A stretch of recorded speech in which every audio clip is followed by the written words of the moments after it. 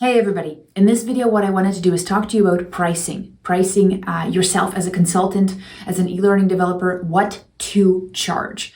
So what I wanted to first talk about is really my experience with this subject. And the reason is not that I think that other people are giving you bad advice, although some of them are, but what I think is that you need to see other perspectives so that you can decide for yourself what works best for you, whether it is exclusively going one way, which is charging maybe per project, or exclusively going hourly. But I want you to have the opportunity to see something else other than what's basically being majorly shared out there, because I think that when I was getting started, I didn't get this advice, and I wish I could have, so that I would have had the choice to go this way. I've been consulting and freelancing for over the past decade, and successfully so. It's been awesome. It's been a lot of work. And one of the things that I learned early on is that I didn't have the whole picture. So when I first got started with freelancing, what happened is I was already working had worked for years at corporations as an hourly wage earner, right? You know how much you're making per hour. And what happened is then I moved across country and I got to continue some of those projects. Now, I remember when I first started as a freelancer, what I did is I came up to my current boss at that time and I said, for this project, I know now I'm going to be charging as a consultant. So I calculated what my hourly wages were with the taxes. And I said, okay, here's what what you can pay me per hour. I think at that point it was like $35, right? And he was like, no, that's ridiculous. You have to charge way more than that. And I was like, oh, okay, sure. And one of the things that you realize is that a lot of us carry from our hourly work, we carry this thing that we are worth hourly wages when we consult or when we freelance. But I want you to think about the fact that that could be all wrong. You have to pay for your own space, insurance, your medical, your software, your transportation, your communications, your Skype, your phone. Everything is the place you sit, the coffee you drink, everything is on you. And that is way, way, way more. Also, a lot of organizations leverage things like medical over your head, going, we're giving you all these benefits. Some of you might never even use them. And it ends up being a part of like your wages, which is, for me, things like paying for my own education, things like paying for my own books, things like paying for my own courses, my travel, my conferences that I go to, all those things are on me. And there's actually a beauty in that because I'm in charge, but that's for another video. One of the things that happened then is, it's kind of interesting. Because I had almost like these projects that were kind of rolling off of my other job that I had, quit, that I kind of carried that into my future projects because I thought that hourly wages were the thing to do.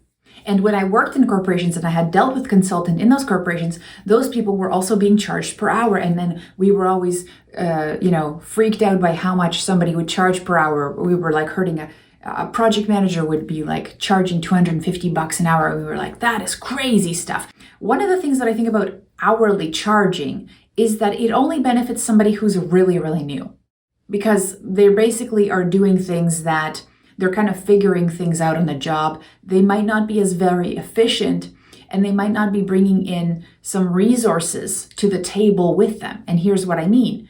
If you're like somebody like me who's been working in this for a while, then when you come to the table, when you come to a project, you are not starting from a blank page. You're coming with a whole bunch of experience, resources, template that you're piggybacking off of.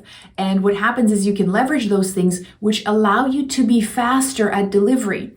And so, in fact, if I was working on a project and I was charging per hour, then in some ways, I would be punished for being more efficient and having more things delivered quickly because it's per hour, right?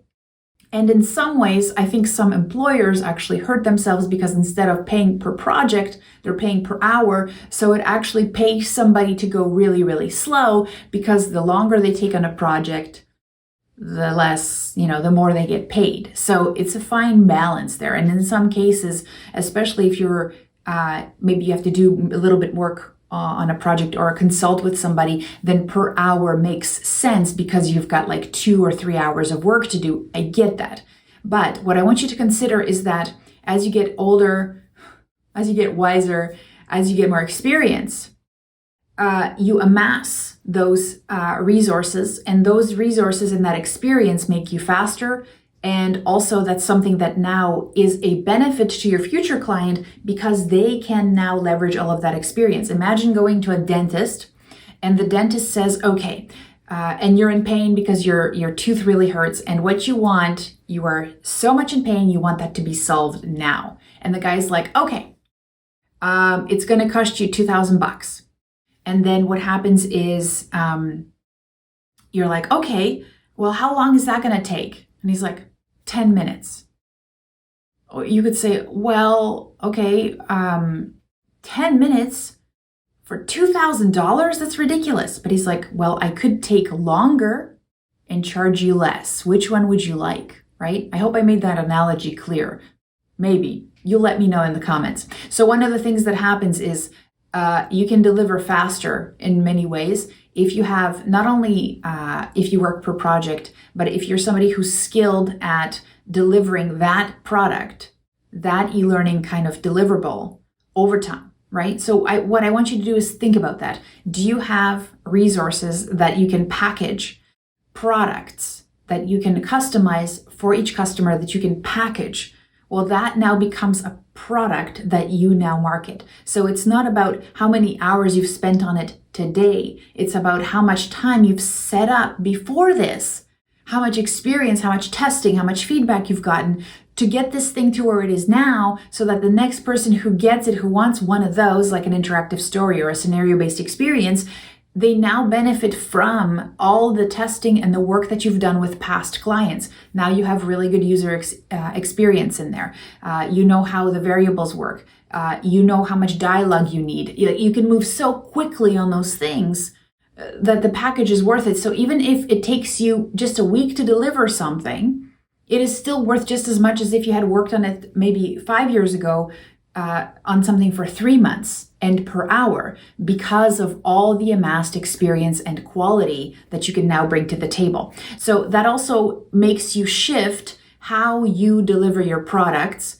And for me, what it has done is it's made me refine the things that I offer. So I won't offer everything to everybody, because for some things I might actually not be really good at them because it's not something that I've invested my time in. But if we're talking about scenarios or interactive storytelling experiences, well, that's where I've invested my time. And now when I go to a client, I'll say, here's my package. Here's what it's worth. Definitely to you, if you apply it in the right way, this is what I can deliver. And I have a timeline and I have scope. And for me, it's easier to even know how quickly I can do that. And if I can do that even faster than, if I can do that even faster than they anticipate, that's actually a bonus. And I work with people who appreciate that. So what happens is, by listing maybe per hour pricing, you are attracting the kind of client who is interested in that kind of piecemeal work.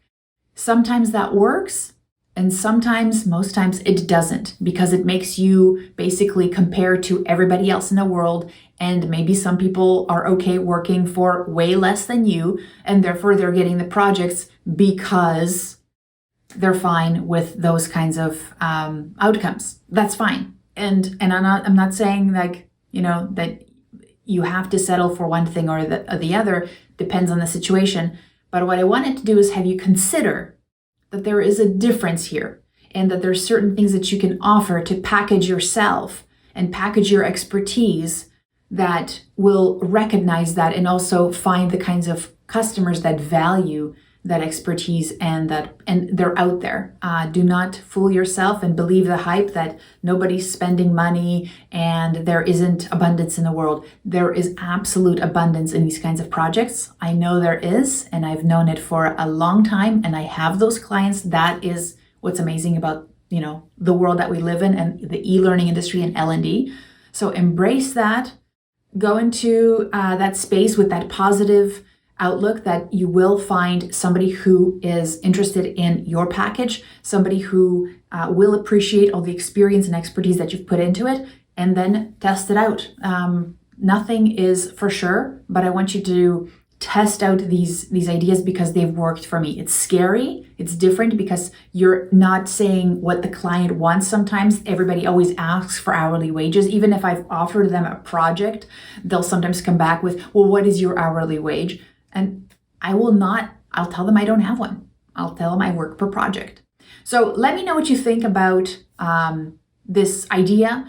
Let me know where you've stumbled or if you have any advice on how you're pricing projects. I want to hear those perspectives. I want you to be super successful. Freelancing and consulting and e-learning is not easy. You wear many hats. A lot of us figure this stuff out on our own. And I don't want you to have to do that. I want to give you the advice that I wish I had when I was first getting started.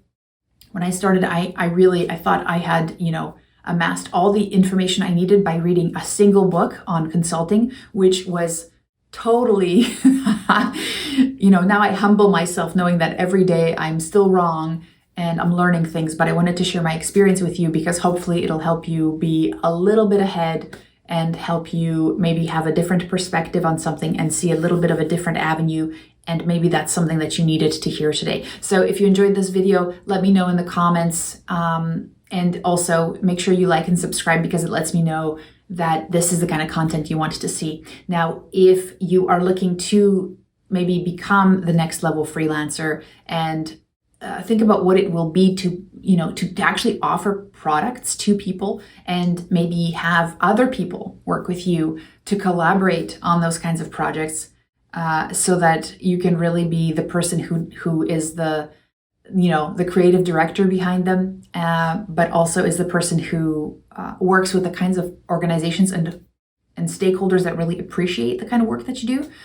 I'd love to have a conversation with you to see if maybe that's something that we could, through our program, if that's something that you would like to learn, because that's definitely what we want to teach you. So if that sounds cool and you want to explore that to see if it's a fit, underneath the video, I'll put a link to a schedule a session with one of my team members to see if this is a fit and what it would entail. So I hope this was useful to you. Let me know in the comments, and I'll talk to you in the next one, friend. Take care. Bye.